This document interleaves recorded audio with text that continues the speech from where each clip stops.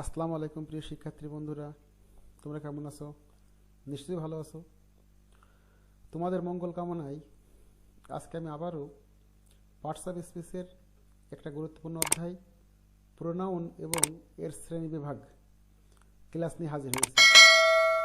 এই ক্লাসটি অতি গুরুত্বপূর্ণ। তোমরা সকলে মনোযোগ সহকারে দেখলে অবশ্যই এখান থেকে নতুন কিছু শিখতে পারবে। তো আর কথা না বাড়িয়ে চলো মূল আলোচনায়। তোমরা স্ক্রিনে দেখতে পাচ্ছ এখানে জাস্ট 3টে লাইন লেখা আছে। আপন is an orphan boy, Apon is a student of class 8, Apon goes to school daily, Apon prepares his lesson regularly, Apon's teacher like him very much, Apon also love them. Student, এখানে একটা বিষয় লক্ষ্য করো, প্রত্যেকটা সেন্টেন্সে আমরা একটা ওয়ার্ড ব্যবহার করছি, সেটি হচ্ছে আপন। প্রত্যেকটা সেন্টেন্সে এই আপন ওয়ার্ডটা ব্যবহার করার ফলে সেন্টেন্সের মধ্যে যে সৌন্দর্য, ভাষার সৌন্দর্য এবং স্মৃতিমধুর উচ্চারণ কিন্তু ব্যাঘাত ঘটছে উচ্চারণ করতে। তাহলে বারবার একটা শব্দ ব্যবহার করার ফলে সেন্টেন্সের মধ্যে একটা অসামঞ্জস্য প্লাস ভাষার সৌন্দর্য নষ্ট হয়েছে। এই নষ্ট হওয়ার ফলে আমরা কিন্তু একটা প্রবলেমের সম্মুখীন হচ্ছি। আচ্ছা, আমরা এই বিষয়টা যদি এভাবে না বলে আমরা যদি এভাবে বলতে চাই তাহলে কেমন হয়? আপন is an orphan boy, he is a student of class 8, he goes to school daily, he prepares his lesson regularly, his teachers like him very much, he also love them. তাহলে কেমন হয়?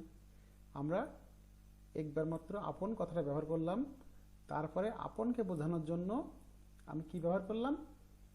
হি ব্যবহার করলাম। ওকে, তাহলে এখান থেকে আমরা একটা জিনিস শিখতে পাচ্ছি, আপন কথাটা কিন্তু নাউন।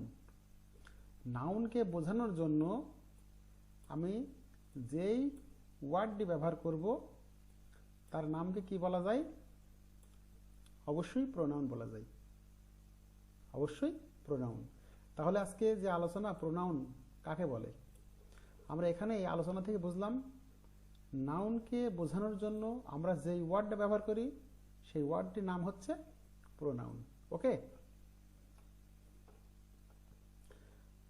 ইংরেজি গ্রামারে প্রোনাউনকে 8 ভাগে ভাগ করা হয়। সেগুলো কি কি? Personal pronoun or possessive pronoun, interrogative pronoun, distributive pronoun, demonstrative pronoun, relative pronoun, reciprocal pronoun, reflexive or emphatic pronoun এবং ইনডিফিনিট প্রোনাউন। ওকে, যেমন পার্সোনাল বলতে পার্সোনাল প্রোনাউন অর্থাৎ ব্যক্তি সংক্রান্ত যে সমস্ত প্রোনাউনগুলো আছে সেগুলোকে পার্সোনাল প্রোনাউন বলা হচ্ছে, ব্যক্তি বা বস্তু সংক্রান্ত। যেমন I, my, we, our, you, your, he, his, it, এগুলোকে বলা হচ্ছে পার্সোনাল প্রোনাউন। ইন্টিগ্রেটিভ প্রোনাউন কাকে বলে?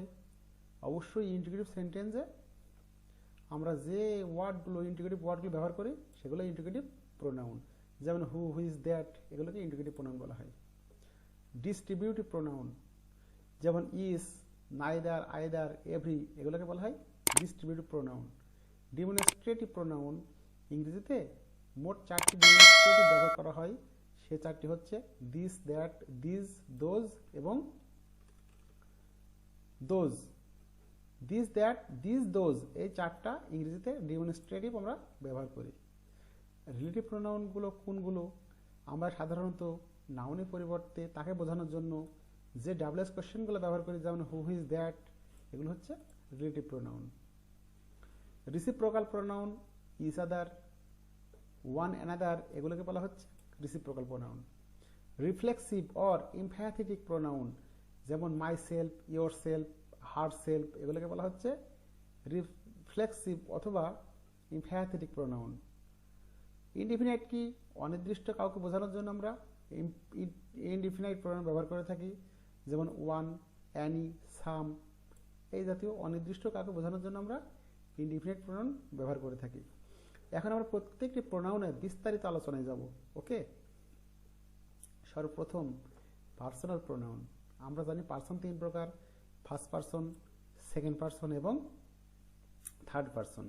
ফার্স্ট পার্সনে আই উই, ফার্স্ট পার্সনে কি আই উই, সেকেন্ড পার্সনে ইউ, থার্ড পার্সনে কি হি শি ইট বা কোনো নাম, এবং থার্ড পার্সনটি প্লুরাল হলে পরে আমরা দিয়ে ব্যবহার করি। ওকে, যেমন এখানে একটা বক্স তোমরা দেখতে পাচ্ছ, এখানে পার্সোনাল প্রোনাউনের মোট 5টা ফরম্যাট দেওয়া আছে। এখানে subjective format, objective format, possessive format, double possessive format এবং রিফ্লেক্সিভ ফরম্যাট। যেমন সাবজেক্ট আই, অবজেক্ট কি হচ্ছে মি এবং পজেসিভ মাই। ঠিক তেমনিভাবে ডাবল পজেসিভ মাইন, রিফ্লেক্সিভ কি মাই সেলফ। ওকে, তাহলে তোমরা এটা সম্পূর্ণ দেখবে কেমন।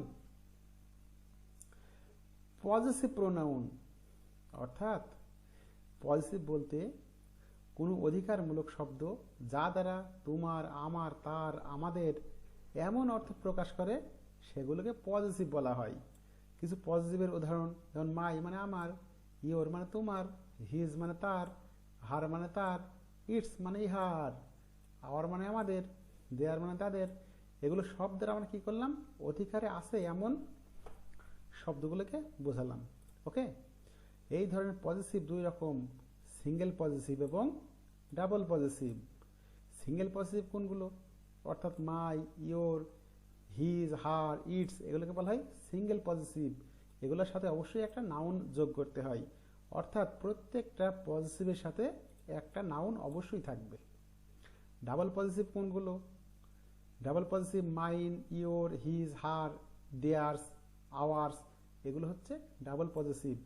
উল্লেখ্য যে ডাবল পজেসিভে কখনো এই ধরনের নাউনের উল্লেখ থাকে না, কারণ ডাবল পজেসিভের মধ্যেই নাউন কিন্তু লুকানো থাকে।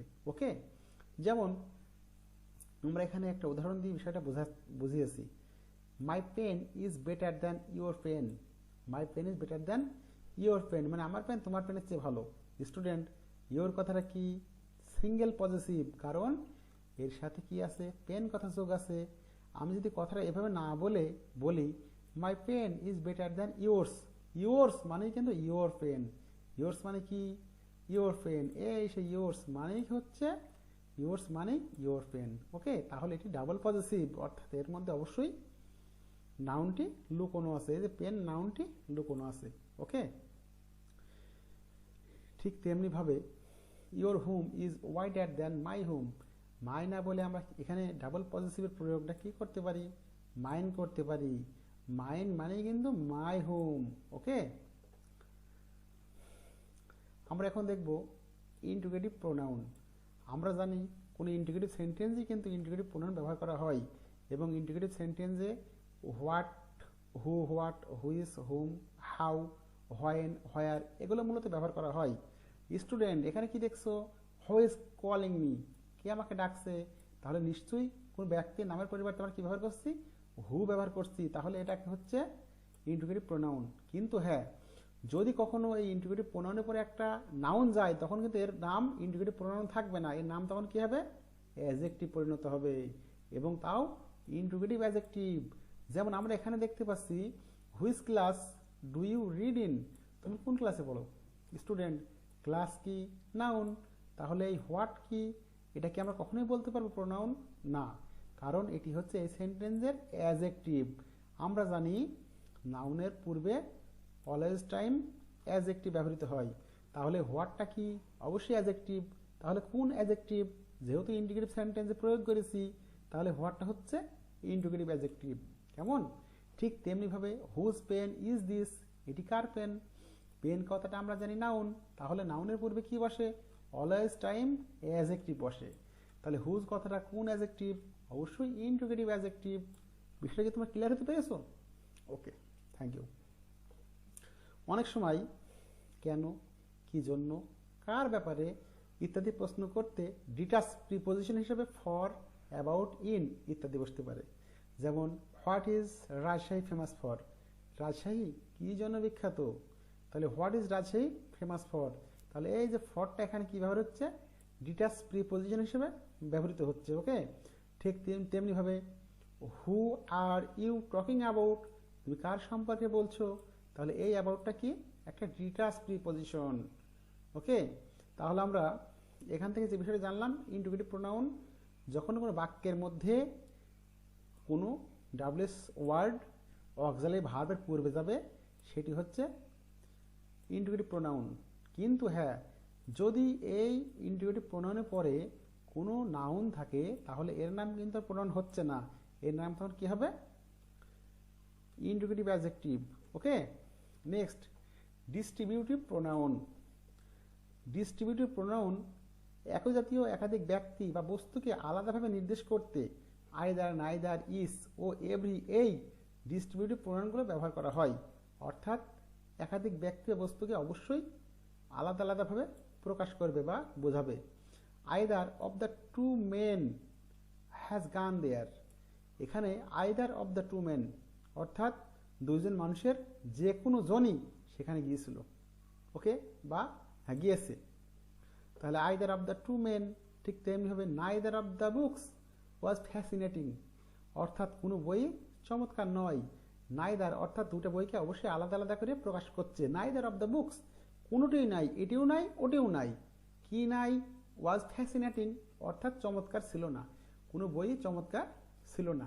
ঠিক তেমনিভাবে ইচ অফ দ্য মেম্বার্স, প্রত্যেকটা মেম্বারই হ্যাজ বিন সিলেক্টেড, তারা সিলেক্ট হয়েছিল ফর দ্য নেক্সট লেভেল, পরবর্তী লেভেলের জন্য বা পরবর্তী পর্যায়ের জন্য।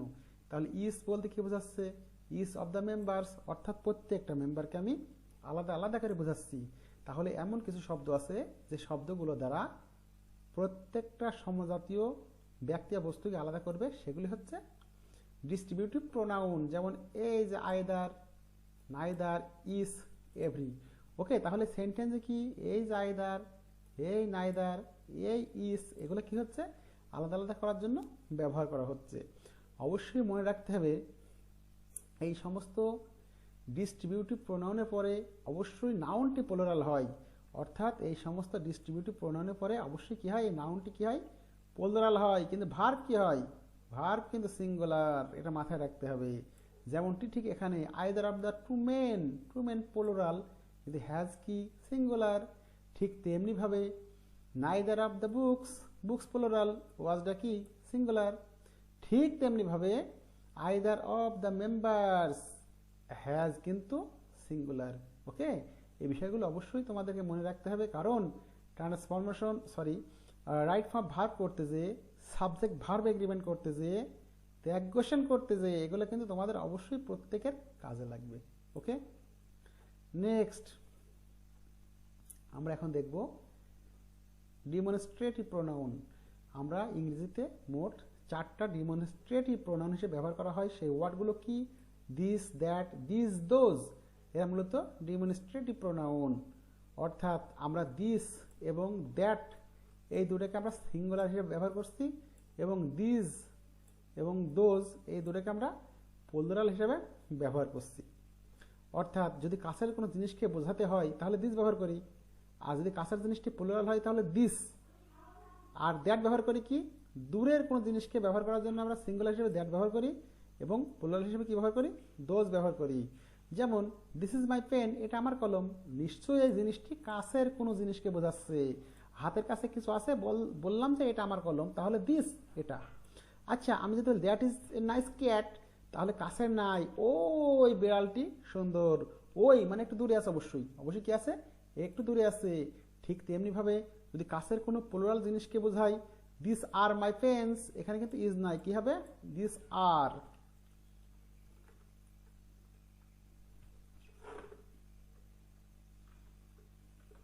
ওকে, তাহলে দিস আর মাই পেন্স, এগুলো আমার কলম। দোজ আর ফ্লাইং বার্ডস, ওইগুলো উড়ন্ত পাখি। তাহলে এই কাছের জিনিস বোঝানোর জন্য যদি প্লুরাল হয় তাহলে আমরা কি ব্যবহার করব? দিস। আর দোজ হচ্ছে দূরের জিনিসগুলো। ওকে, যদি কখনো এই দিস, দ্যাট, দিস, দোজ কোনো নাউনের পূর্বে ব্যবহার করা হয় তাহলে এগুলোর নাম কি হবে? অবশ্যই অ্যাডজেক্টিভ হবে। যেমন আমরা এখানে দেখতে পাচ্ছি আই লাইক দিস পেন, আমি এই কলমগুলো পছন্দ করি। স্টুডেন্ট, আমি কিছুক্ষণ আগে বললাম ইংরেজিতে বেসিক কিছু নিয়ম আছে, যে নিয়মগুলো সর্বজনীন। ঠিক এখানে অবশ্যই একটা কথা মনে রাখতে হবে, যদি নাউনের পূর্বে কোনো ওয়ার্ড থাকে অবশ্যই ওয়ার্ডটির নাম কি হচ্ছে? অ্যাডজেক্টিভ। তাহলে এখানে পেন কথা নাউন, যদি পেন কথা নাউন হয় তাহলে দিস কথা কি? অবশ্যই অ্যাডজেক্টিভ। ওকে, ঠিক তেমনিভাবে I have done this job, I have done this jobs. Student, jobs কথাটা অবশ্যই তো নাউন, যেহেতু এস বাই এস যোগ হচ্ছে তাহলে নাউন। নাউন যদি হয় তাহলে এই দিস কথাটা কি? কি? অবশ্যই অ্যাডজেক্টিভ।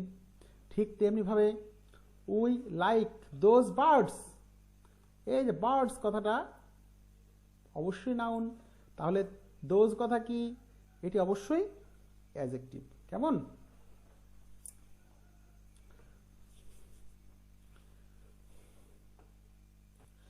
আমরা কখনো কখনো সাস, নান, নাইদার এই শব্দগুলো ডিমনস্ট্রেটিভ প্রোনাউন হিসেবে ব্যবহার হয়ে থাকে এমন দেখতে পাই। যেমন none of them reached there, none of them কেউ, অর্থাৎ ডিমনস্ট্রেট বলতে none of them reached there, তাদের কেউ সেখানে পৌঁছায়নি। Neither of them was there, তাদের কেউ সেখানে ছিল না। He is my teacher and as such I respect him. এখানে কিন্তু এই অ্যাজ সাস কিন্তু এখানে ডিমনস্ট্রেটিভ প্রোনাউন হিসেবে ব্যবহৃত হচ্ছে। ওকে, এবার আমরা শিখব রিলেটিভ প্রোনাউন। আমরা জানি রিলেটিভ প্রোনাউন হিসেবে হু, হুম, হুজ, হুইজ, দ্যাট এই শব্দগুলো ব্যবহৃত হয়। ওকে, এবং এই শব্দগুলো দুটি ক্লজ বা বাক্যাংশের মধ্যে রিলেশন তৈরি করে বলেই এদেরকে রিলেটিভ প্রোনাউন বলা হয়। যেমন রিলেটিভ প্রোনাউন তিনটা ফর্মে দেখা যায়, সাবজেক্টিভ ফর্মে, অবজেক্টিভ ফর্মে এবং পজেসিভ ফর্মে। যেমন সাবজেক্টিভ ফর্মে আমরা দেখতে পাই হু, হুইজ, দ্যাট। ঠিক অবজেক্টিভ ফর্মে দেখতে পাই হুম, হুইজ, দ্যাট, এবং পজিটিভ ফর্মে হুজ। আর পজিটিভ ফর্মে কি দেখি? হুজ দেখতে পাই। এবং একটা বিষয় মনে রাখতে হবে, অবশ্যই রিলেটিভ প্রোনাউন দ্বারা পূর্বের অ্যান্টিসিডেন্টকে নির্দেশ করে। যেমন হু বসে ব্যক্তির পরিবর্তে, যেমন it is Saib who has done the work. Student, it is Saib who, এখানে আমরা কি দেখতে পাচ্ছি? হু এখানে রিলেটিভ প্রোনাউন, কারণ কি হু দ্বারা কাকে বোঝাচ্ছে? অবশ্যই পূর্বের অ্যান্টিসিডেন্ট সাইবকে বোঝাচ্ছে। এবং সর্বদা মনে রাখতে হবে অবশ্যই রিলেটিভ প্রোনাউন দ্বারা পূর্বের অ্যান্টিসিডেন্টকে নির্দেশ করবে। ঠিক তেমনি হুইস যেমন বস্তু বা ইতর প্রাণী বা শিশুদের পরিবর্তে ব্যবহার করা হয়। যেমন I want the pen whose. Student, এই হুইসটা রিলেটিভ প্রোনাউন কেন হলো? এই পেনের পরিবর্তে ব্যবহার করা হলো। কার পরিবর্তে? পেনের পরিবর্তে ব্যবহার করা হলো, ওই জন্য এটি রিলেটিভ প্রোনাউন হিসেবে গণ্য করা হচ্ছে। ঠিক আছে? I bought A clock that, কখনো কখনো আমরা দেখি হুইসের পরিবর্তে দ্যাট কিন্তু ব্যবহার করা যায়। যেমন I bought A clock that was exclusive, তাহলে এই যে এ ক্লককে বোঝাচ্ছে দ্যাট দ্বারা। ওকে, দ্যাট দ্বারা কাকে বোঝাচ্ছে? অবশ্যই এ ক্লককে বোঝানো হচ্ছে। তাহলে রিলেটিভ প্রোনাউন সম্পর্কে তোমরা বুঝলে রিলেটিভ প্রোনাউন অবশ্যই একটা সেন্টেন্সের কনজাংশনের কাজও করে, আবার এটা একটা প্রোনাউনের কাজও করে। যেমন এখানে আমরা দেখছি I know the man who is a thief, I know the man who is a thief. এই বাক্যে এই যে হু আছে, হুরা কার পরিবর্তে বসলো? অবশ্যই ম্যানের পরিবর্তে বসলো, তাহলে এটি হচ্ছে রিলেটিভ প্রোনাউন। ওকে, একটা কথা বলে রাখা ভালো, রিলেটিভ প্রোনাউন প্লাস সেন্টেন্স যখনই থাকবে তার নাম হচ্ছে রিলেটিভ ক্লজ। তার নাম কি? রিলেটিভ প্রোনাউন প্লাস সেন্টেন্স মানে রিলেটিভ ক্লজ, এবং বেশিরভাগ রিলেটিভ ক্লজই অ্যাডজেক্টিভ ক্লজ। ওকে, তাহলে who plus verb plus extension relative clause, who plus subject plus verb extension এটিও কিন্তু রিলেটিভ ক্লজ। আবার who plus subject plus verb plus extension যদি থাকে সেটাকেও বলা হচ্ছে রিলেটিভ ক্লজ। যেমন আমরা নিচের একটা এক্সাম্পল দিয়েছি, I know the man who did it. আচ্ছা, হু ডিড ইট এটা কি হচ্ছে? অবশ্যই relative clause. I know the man whom I like, এটাও কি রিলেটিভ ক্লজ। ওকে, এখানে একটা বাক্য who all believes is very honest, এটিও কিন্তু রিলেটিভ ক্লজ। আমরা এখন দেখব রিসিপ্রোকাল প্রোনাউন। কি দেখব? রিসিপ্রোকাল প্রোনাউন অর্থাৎ পারস্পরিক সম্পর্কের ক্ষেত্রে ইচ আদার, ওয়ান অ্যানাদার এই দুইটি প্রোনাউন ব্যবহার করতে হয়, যাকে রিসিপ্রোকাল প্রোনাউন নামে পরিচিত। অর্থাৎ রিসিপ্রোকাল প্রোনাউন কয়টি? ইচ আদার এবং ওয়ান অ্যানাদার এই দুইটি। যেমন Mim and Akhi like each other very much, এই যে আমরা ইচ আদার ব্যবহার করলাম, অর্থাৎ এই ইচ আদার কি? অবশ্যই রিসিপ্রোকাল প্রোনাউন। ঠিক তেমনিভাবে Mim, Akhi and Jibon like one another. তাহলে স্টুডেন্ট এই যে ওয়ান অ্যানাদার ব্যবহার করলাম কার জন্য? একে অন্যকে বোঝানোর জন্য। তাহলে এই যে মিম, আখি এবং জীবনকে বোঝানোর জন্য আমরা ওয়ান অ্যানাদার ব্যবহার করলাম। তাহলে এটি কি? অবশ্যই রেসিপ্রোকাল প্রোনাউন। অবশ্যই একটা বিষয় মনে রাখতে হবে, দুইয়ের মধ্যে সম্পর্ক বোঝাতে ইস আদার এবং দুইয়ের অধিকের মধ্যে সম্পর্ক বোঝাতে আমরা কি ব্যবহার করি? One another. যেমন এখানে দেখলাম আখি, মিম অ্যান্ড জীবন দুইয়ের অধিক, তাহলে আমরা কি ব্যবহার করলাম এখানে? One another. মিম এবং আখি কয়জন? দুইজন, তাহলে ইস আদার। বিষয়টা clear? Okay, next reflexive and emphatic pronoun. কি শিখব? Reflexive and emphatic pronoun. অবশ্যই একটা বিষয় মনে রাখতে হবে যে রিফ্লেক্সিভ প্রোনাউন বলতে বোঝায় সেই সকল প্রোনাউনকে বোঝায় যার সাথে সেলফ সাফিক্স যোগ থাকে। ওকে, অর্থাৎ কোনো অবজেক্টের সাথে সেলফ বা সেলফ যুক্ত থাকলে তাকে রিফ্লেক্সিভ প্রোনাউন সবসময় অবজেক্ট রূপে বাক্যে ব্যবহৃত হয়। যেমন ডু ইট ইয়োর সেলফ, তাহলে ইয়োরের সাথে আমি কি যোগ করলাম? সেলফ যোগ করলাম, তাহলে এটি অবশ্যই reflexive pronoun. I do my duty myself, অবশ্যই reflexive pronoun. She does her homework herself, এটি কি? অবশ্যই রিফ্লেক্সিভ প্রোনাউন। ঠিক তেমনিভাবে we can finish our job ourself, এটি কি? অবশ্যই রিফ্লেক্সিভ প্রোনাউন। এখন আমরা ইংরেজিতে ব্যবহৃত মোট 9টি রিফ্লেক্সিভ প্রোনাউন সম্পর্কে জানবো। যেমন myself, himself, herself, ourselves, themselves, yourselves, itself এবং ওয়ান সেলফ। এই 9টি হচ্ছে রিফ্লেক্সিভ প্রোনাউন। ওকে, আমরা এখন দেখবো ইমপ্যাথেটিক প্রোনাউন।